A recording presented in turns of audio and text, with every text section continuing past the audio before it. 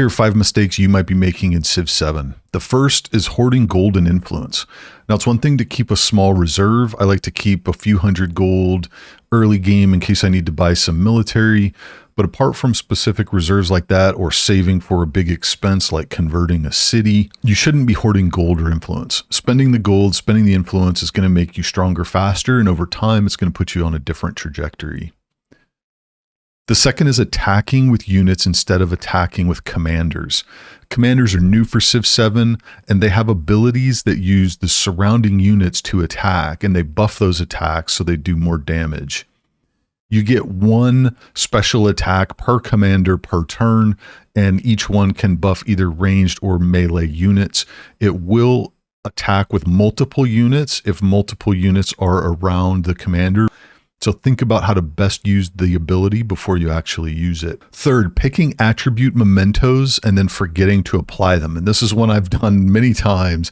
When you pick the attribute mementos, the game does not prompt you to spend the points when you start, and you're not getting the benefit of the memento until you go in and allocate the points. It's easy to forget, and you won't realize it until you earn another attribute point when the game then prompts you to spend them. Fourth, not using the new scout abilities. Scouts in Civ 7 have been given 2 new skills.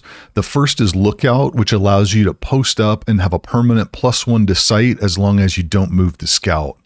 This is good to keep an eye on a neighbor once you've finished scouting the map and don't really need your scouts for a while. The other new ability is the Search ability. This gives you a +1 extended view, and it also uncovers goodie huts that are 3 hexes in the darkness, and will pop those up on the map so you can see those and then make a beeline for those. The last thing has to do with working undesirable hexes. Sometimes you might need to select a hex to get to a better hex or resource that is just a little bit further out in your city. What you can do is first select that undesirable hex to work it, and that will expand your borders. Then you can build a building on top of that undesirable hex. So now you're positioned on your next city growth to get the resource, and you're working a better hex in the meantime. You can cancel the building, or you can move it back in the queue. But just note that when you select a building to place like this, you have to build it in the future on that square. It's not going to let you pick a different hex later on. But it allows you higher yields in the short term and still being able to get that resource when you need it. What tip did I miss that's helping you out in Civ 7? Drop it in the comments. Thanks and have a good one.